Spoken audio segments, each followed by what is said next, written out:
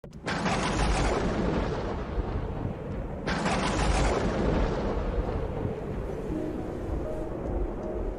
Seigneur soit avec vous. Et avec votre esprit. Évangile de Jésus-Christ selon saint Luc.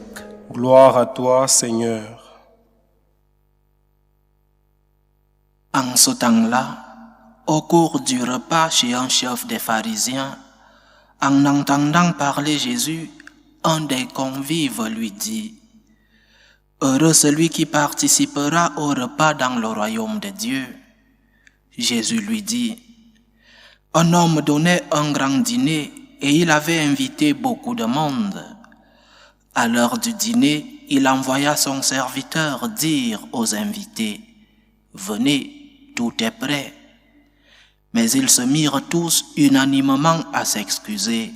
Le premier lui dit : « J'ai acheté un champ et je suis obligé d'aller le voir. Je t'en prie, excuse-moi. » Un autre dit : « J'ai acheté 5 paires de bœufs et je pars les essayer.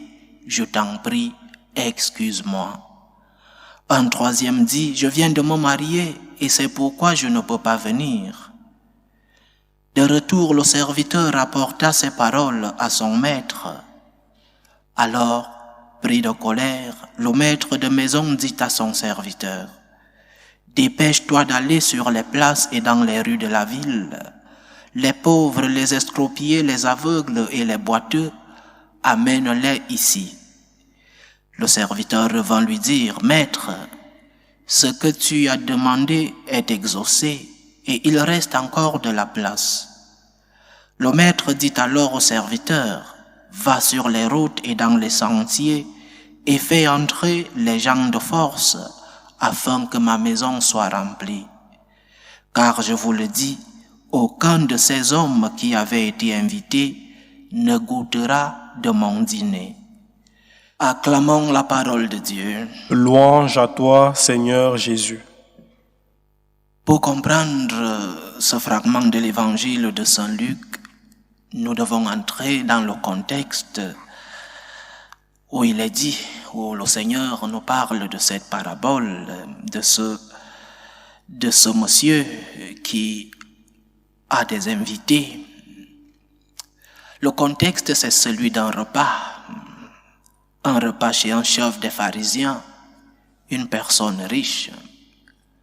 Et pendant le repas, un des convives qui est surpris ou alors qui est touché par le fait qu'il puisse être sur la même table que notre Seigneur s'exclame : « Heureux celui qui participera au banquet dans le royaume de Dieu. » Oui, heureux ceux qui participent au banquet du Seigneur. Heureux que ceux qui sont sur la même table que le Seigneur. C'est-à-dire, heureux sommes-nous lorsque nous participons à la Sainte Eucharistie, la table du Seigneur. Heureux sommes-nous lorsque nous sommes en communion avec le Seigneur. Heureux sommes-nous lorsque nous sommes en amitié, en état de grâce de Dieu. Nous sommes heureux. Heureux celui qui participera au repas dans le royaume de Dieu. L'Eucharistie est la plus grande chose qu'un homme puisse recevoir.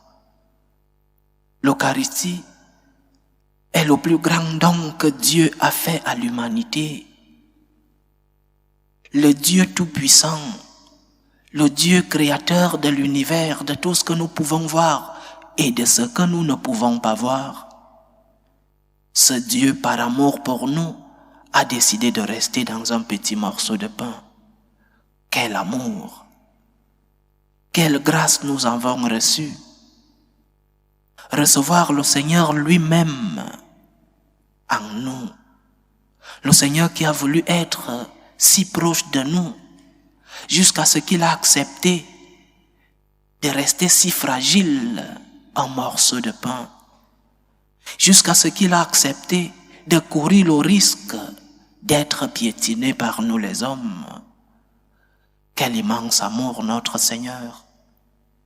Et parfois nous ne nous rendons pas compte de ce grand amour de Dieu envers nous. Parfois nous ne nous rendons pas compte de tout ce que le Seigneur a fait pour rester proche de nous.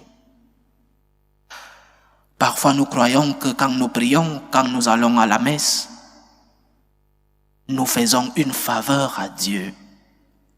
Nous rendons une faveur au Seigneur quand nous prions.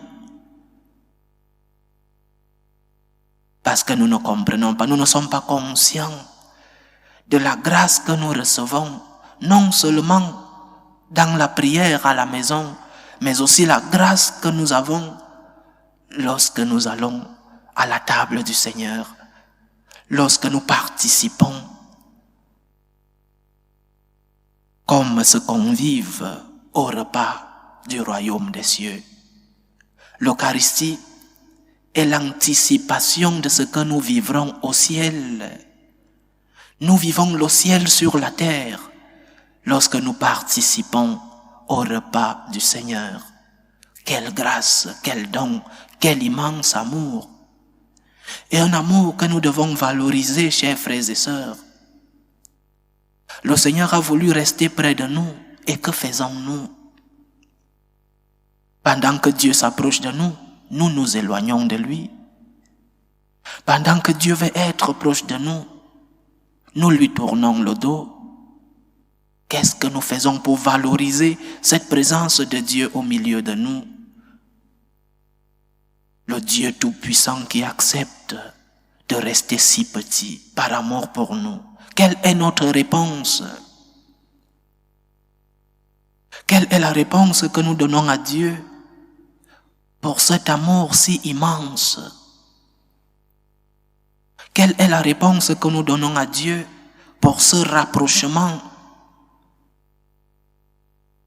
Nous nous éloignons de Dieu, ou alors nous lui ouvrons les portes de nos maisons, les portes de nos cœurs, les portes de nos vies.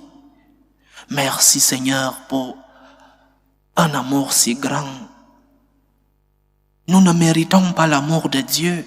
Par nos péchés, nous ne méritons pas l'amour de Dieu. Et nous ne rendons pas une faveur à Dieu lorsque nous prions ou lorsque nous assistons à l'Eucharistie. Bien au contraire, nous recevons des grâces de notre Seigneur.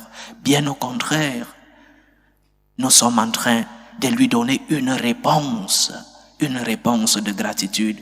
Parce que l'Eucharistie signifie justement action de grâce. Parce que la table du Seigneur signifie justement rendre grâce à Dieu. Vraiment, il est juste et bon de rendre grâce au Seigneur. Lui rendre grâce pour tous les bénéfices que nous avons déjà reçus. Lui rendre grâce pour tout l'amour que nous avons déjà reçu de lui. Sommes-nous conscients de cet amour si grand? Sommes-nous conscients de cet amour infini de Dieu envers les hommes? Es-tu conscient de l'amour de Dieu dans ta vie? Alors donne-lui une réponse. Donne-lui une réponse de gratitude. Donne-lui une réponse de reconnaissance. Remercie le Seigneur chaque jour, mais pas seulement un merci de courtoisie. Merci. Rends grâce au Seigneur par des œuvres, les œuvres de gratitude. Parce qu'il t'a aimé en premier, donne-lui la réponse qu'il mérite de trouver en toi. Parce que le Seigneur a fait le premier pas, ouvre-lui les portes de ton cœur. Parce que le Seigneur t'a aimé en premier, essaye, malgré tes faiblesses, malgré tes péchés, malgré les souffrances de ta vie, essaye de donner au Seigneur la réponse qu'il mérite de recevoir de toi. Il nous a tant aimés. Ouvrons les yeux de nos cœurs pour découvrir l'amour de Dieu semé en nous. Ouvrons les yeux de nos cœurs pour découvrir tant de merveilles de Dieu dans nos vies. Et après avoir ouvert les yeux, rendons au Seigneur ce qu'il nous a déjà donné. Ouvrons nos cœurs au Seigneur, rendons-lui grâce avec nos œuvres, les œuvres de gratitude. Merci Seigneur avec mes paroles, mais aussi merci Seigneur par mes œuvres. Loué soit Jésus-Christ. À jamais.